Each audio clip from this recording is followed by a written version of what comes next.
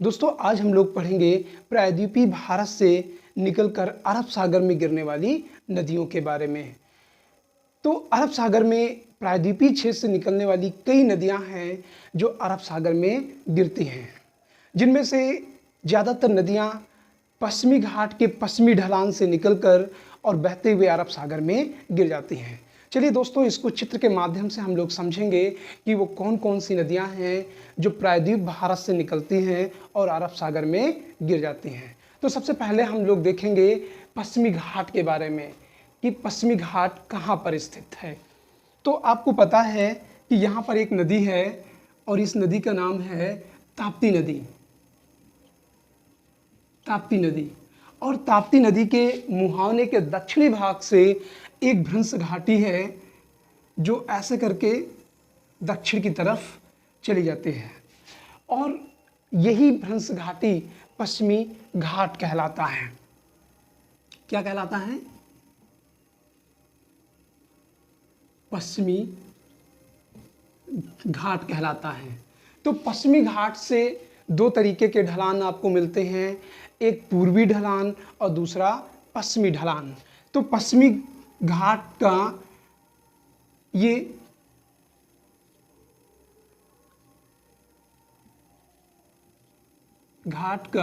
ये पूर्वी ढलान है।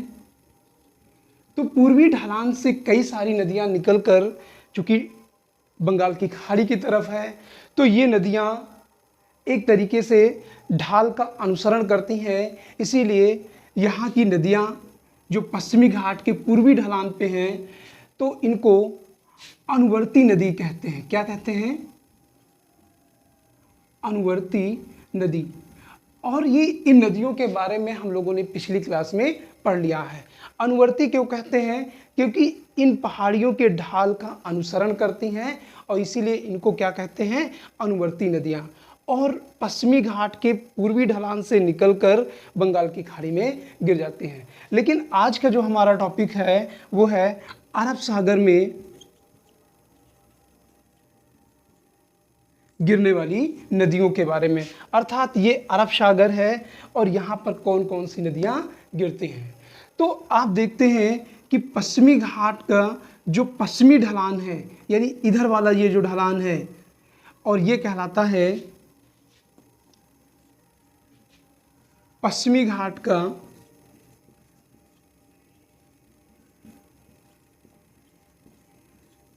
पश्चिमी ढलान। तो पश्चिमी घाट का जो पश्चिमी ढलान है, यहाँ पर कई सारी नदियाँ निकल के कहाँ पर? अरब सागर में गिर जाती हैं। इसी में एक नदी का नाम आता है जिसका नाम है भरतपुझा। प्रश्न पूछा जाता है भरतपुझा कहाँ पर बहती है? तो दोस्तों ये केरल की सबसे बड़ी नदी है जो पश्चिमी घाट के पश्चिमी ढलान से निकलकर कहाँ पर? अरब सागर में गिर जाती है। तो इसका नाम है भरतपुझा। तो ये कहाँ पे बहती है? केरल में बहती है। केरल में। तो ये केरल की सबसे बड़ी नदी मानी जाती है और कहाँ पर गिर जाती है? अरब सागर में गिर जाती है। उसके बाद अगली नदी आती है पेरियार नदी। और पेरियार नदी भी कहाँ पर? पश्चिमी घाट से निकलकर कहाँ गिर जाती है? अरब सागर की खाड़ी में। तो ये नदी है पेरियार नदी। तो इस तरीके से कई नदियों का क्रम यहाँ पर पूछा जाता है। फिर अगली नदी का नाम आता है शारावती नदी। तो शारावती नदी जो है शिमोगा जिले से निकलती है और शिमोगा जिला भी ये पश्चिमी घाट में पड़ जाएगा और इस नदी का नाम है शारावती नदी। शारावती नदी। और यही नदी जो है, इसी नदी पर एक जलप्रपात बनाता है जिसे गरसप्पा जलप्रपात कहते हैं। क्या कहते हैं? या गरसप्पा जलप्रपात। गरसप्पा जलप्रपात। और ये शिमोगा जिले से निकलकर कहाँ पर? अरब सागर में गिर जाती है। उसके बाद एक और नदी है जो कर्नाटक के बेलगांव से निकलती है। बेलगांव वही स्थल है जहाँ पर महात्मा गांधी ने कांग्रेस अधिवेशन की अध्यक्षता की थी। और बेलगांव से निकलकर, ये नाम है कालिंदी नदी, ये भी पश्चिमी घाट से निकलती है और कहाँ पर गिर जाती है? अरब सागर में। उसके उत्तर में गोवा राज्य पड़ेगा और गोवा में एक नदी है जिसका नाम है जुआरी नदी, और ये यहाँ पर से बहते हुए कहाँ पर? अरब सागर में गिर जाती है। तो यहाँ पर गोवा में दो नदियाँ हैं, एक जुआरी नदी है, जुआरी नदी, और दूसरी है मांडवी नदी, मांडवी नदी। दोस्तों, ये पूछा जाता है जुआरी नदी कहाँ पर है, तो जुआरी नदी गोवा में बहती है। मांडवी नदी कहाँ पर बहती है? तो मांडवी नदी भी गोवा राज्य में ही बहती है। दोस्तों, कभी कभार एक मांडवी खंडहर का पूछ लिया जाता है, तो मांडवी खंडहर यहाँ गुजरात में है, मांडवी खंडहर, लेकिन मांडवी नदी कहाँ पर है? गोवा में। तो ये कंफ्यूज मत होना, क्योंकि ये खंडहर उत्तर प्रदेश स्पीशीज में पूछा गया है। तो यहाँ पर मांडवी नदी के बारे में बात कर रहे हैं। उसके बाद महाराष्ट्र में भी कई छोटी छोटी नदियाँ पश्चिमी घाट से निकलकर इधर अरब सागर में गिर जाती हैं। इनमें एक महत्वपूर्ण नदी है वैतरणी नदी, और वैतरणी नदी जो है त्रियंबक की पहाड़ियों से निकलती है। इसका नाम लिख देते हैं वैतरणी नदी, और कहाँ से निकलती है? त्रियंबक की पहाड़ियों से। तो पूछा जाता है वैतरणी नदी कहाँ पर बहती है? तो आपने पिछली क्लास में भी देखा था, एक वैतरणी नदी उड़ीसा में बहती है और एक वैतरणी नदी यहाँ पर भी है। तो वैतरणी नदी त्रियंबक की पहाड़ियों से निकलकर कहाँ पर? अरब सागर में गिर जाती है। और इस कहाँ से निकलती है? त्रियंबक की पहाड़ियों से निकलती है। तो इस तरीके से पश्चिमी घाट में कई सारी छोटी छोटी नदियाँ इधर आके ऐसे ऐसे करके अरब सागर में गिर जाती हैं। तो बहुत छोटी होने की वजह से उनका बहुत ज़्यादा कवरेज नहीं हो पाता है, लेकिन कुछ नदियाँ जो है खंभात की खाड़ी में गिरती हैं। और ये कौन कौन सी नदियाँ खंभात की खाड़ी में गिरती हैं, ये प्रश्न महत्वपूर्ण हो जाता है। तो दोस्तों, आप लोगों ने देखा कि ये खंभात की खाड़ी है,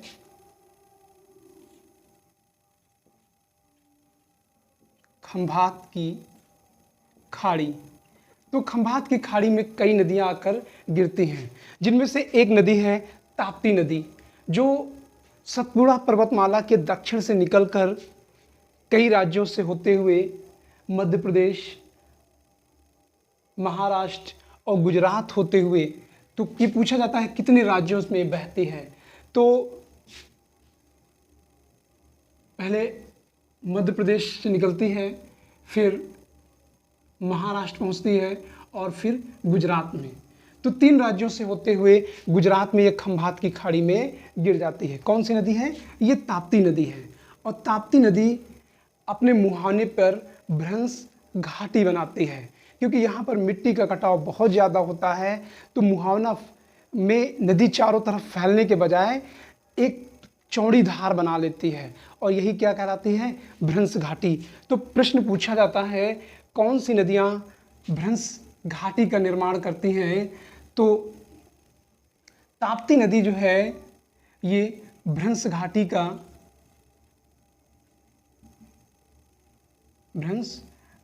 का निर्माण करते हैं। फिर अगली नदी है नर्मदा नदी, और नर्मदा नदी इसी के उत्तर में एक पर्वत श्रृंखला है, और इस पर्वत श्रृंखला का नाम है सतपुड़ा पर्वतमाला।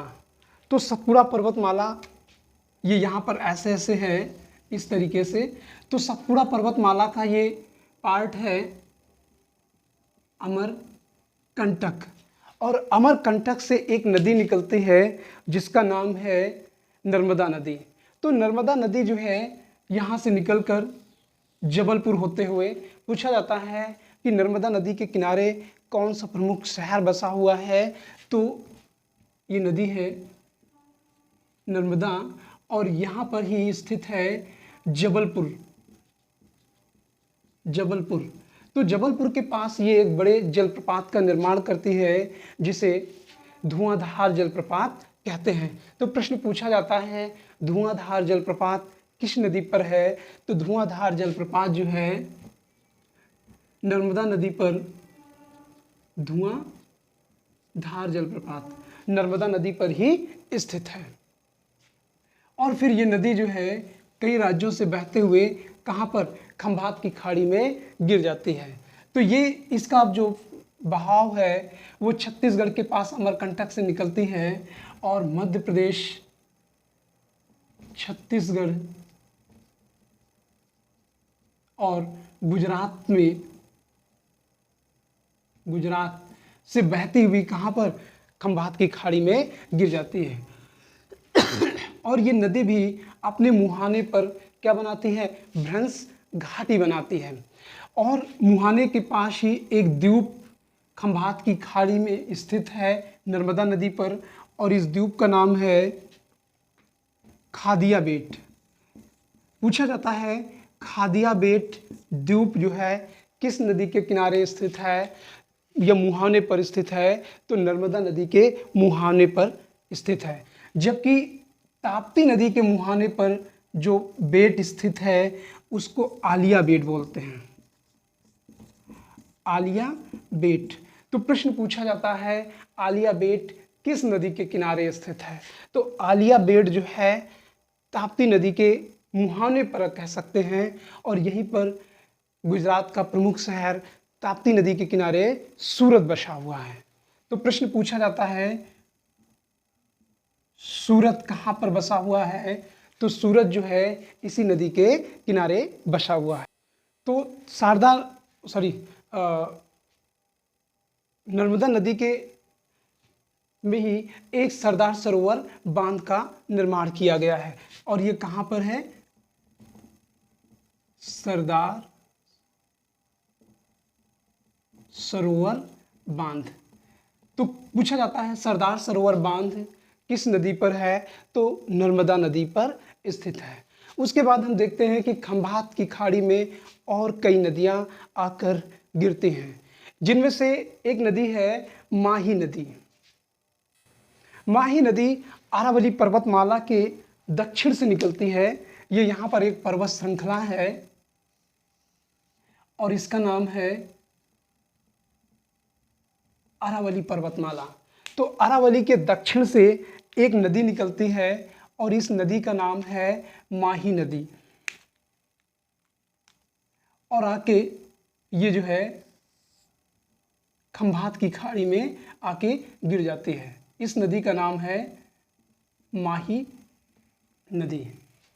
तो प्रश्न पूछा जाता है माही नदी कहाँ से निकलती है? तो माही नदी गुजरात की एक छोटी नदी है जो अरावली पर्वतमाला के दक्षिणी हिस्से से निकलकर कहाँ पर गिर जाती है? खंभात की खाड़ी में। उसके बाद अगली नदी है साबरमती नदी, और साबरमती नदी ये अहमदाबाद शहर से निकलकर, यहाँ पर अहमदाबाद शहर पड़ेगा, अहमदाबाद। तो अहमदाबाद शहर से निकलकर ये नदी साबरमती, और नदी का नाम है साबरमती नदी। तो साबरमती नदी जो है कहाँ पर गिर जाती है? खंभात की खाड़ी में। तो इस तरीके से आप देखते हैं खंभात की खाड़ी में कई नदियां गिरती हैं जिनमें से माही,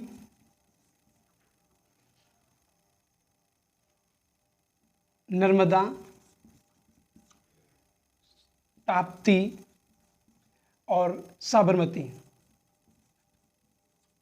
तो इस तरीके से पूछ लिया जाता है कौन सी नदी खंभात की खाड़ी में नहीं गिरती है। एक नदी और बची है जो लास्ट नदी है, और इस नदी का नाम है लूनी नदी। तो लूनी नदी जो है ये राजस्थान की सबसे बड़ी नदी मानी जाती है और अरावली पर्वतमाला के पश्चिमी भाग से निकलकर कच्छ के रण में समा जाती है। ये कच्छ का रण कहलाता है। क्या कहलाता है? कच्छ का रण। तो कच्छ का रण जो है एक बड़ा डेजर्ट टाइप में एरिया है और कच्छ का रण जो है जंगली गधों के लिए जाना जाता है। तो इस नदी का नाम है लूनी नदी। तो प्रश्न पूछा जाता है लूनी नदी कहाँ से निकलती है? तो लूनी नदी अरावली पर्वतमाला के पश्चिमी भाग से निकलकर कहाँ पर? कच्छ के रण में समा जाती है। तो यही नदी है जो समुद्र तक ना पहुंचकर मैदानी भागों में जाकर क्या है? समा जाती है। तो दोस्तों इस तरीके से नदियों का जो प्रोग्राम था वो ख़त्म हो जाता है। अगले स्टेप में हम लोग पढ़ेंगे अंतर्राष्ट्रीय या अंतर्राज्यीय जल विवाद के बारे में। यानी नदी एक महत्वपूर्ण जल संसाधन के स्रोत हैं, इसलिए अधिक से अधिक राज्य अधिक से अधिक जल प्राप्त करना चाहते हैं और इस कारण नदियों के जल को लेकर विवाद बना रहता है, जो कि हम इसे अगले टॉपिक में कवर करेंगे। तो आज की क्लास में इतना ही रहेगा। तो दोस्तों ये आपको वीडियो कैसा लगा? अच्छा लगे तो मेरे चैनल को सब्सक्राइब जरूर करिए, लाइक करिए, कमेंट करिए और अपने दोस्तों को शेयर करिए। Thank you.